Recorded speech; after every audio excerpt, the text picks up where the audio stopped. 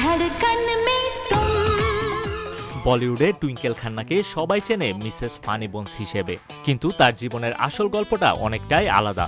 সাম্প্রতিক এক সাক্ষাৎকারে তিনি খোলাখুলি স্বীকার করেছেন, সিনেমায় পা রাখাটা ছিল না ভালোবাসা বা স্বপ্নের সিদ্ধান্ত, ছিল নিখাত বাস্তবতার প্রয়োজনে নেয়া একটি পদক্ষেপ। টুইঙ্কেলের মা অভিনেত্রী ডিম্পল কাপাডিয়া আলাদা থাকতেন কিংবদন্তি অভিনেতা রাজেশ খান্নার থেকে। সংসারের সব দায়িত্ব, দুই কন্যার লালন পালন সবকিছু একাই সামলাতেন তিনি। সেই সময় টুইঙ্কেল খান্না বুঝেছিলেন মায়ের পাশে দাঁড়ানো তার জন্য জরুরি, যে কারণে বাধ্য হয়ে অভিনয়কে পেশা হিসেবে বেছে নেন এই নায়িকা। 1995 সালে বারসাত সিনেমায় ববি দেওলের বিপরীতে অভিষেক হয় টুইঙ্কেল খান্নার। ছবিটি সাফল্য পায়, কিন্তু তার মনে ছিল না অভিনয়ের প্রতি কোনো টান। পরের বছরগুলোতেই জাব প্যার কিসি সে হোতা হে, লাভ কে লিয়ে কুছ ভি করেগা, মেলা কিংবা বাদশা সিনেমায় একে একে অভিনয় করলেও আনন্দ খুঁজে পাননি তিনি। বিশেষ করে মেলা ব্যর্থ হওয়ার পরেই অভিনয় জগৎ থেকে বিদায় নেন টুইঙ্কেল খান্না।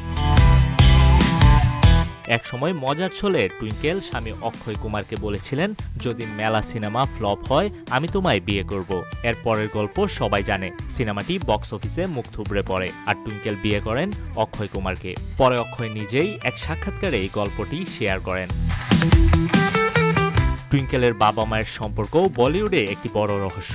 1993 সালে বিয়ে হলেও 1982 সাল নাগাদ আলাদা থাকতেন তারা। কখনো বিবাহ বিচ্ছেদ হয়নি, আবার একসাথে থাকার চেষ্টাও করেননি তারা। রাজেশ খান্না একবার বলেছিলেন, ডিম্পল আমার সঙ্গে থাকে না, কিন্তু ডিভোর্সও দেয় না।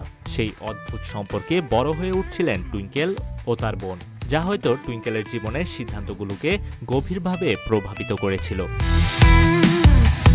টুইঙ্কেল আজ শুধু অভিনেত্রী নন, বরং সফল লেখিকা, প্রযোজক ও সামাজিক পর্যবেক্ষক। কিন্তু তার জীবনের প্রথম অধ্যায় শেখায়, কখনো কখনো আলোয় আসার কারণ খ্যাতি নয়, বরং দায়িত্ব।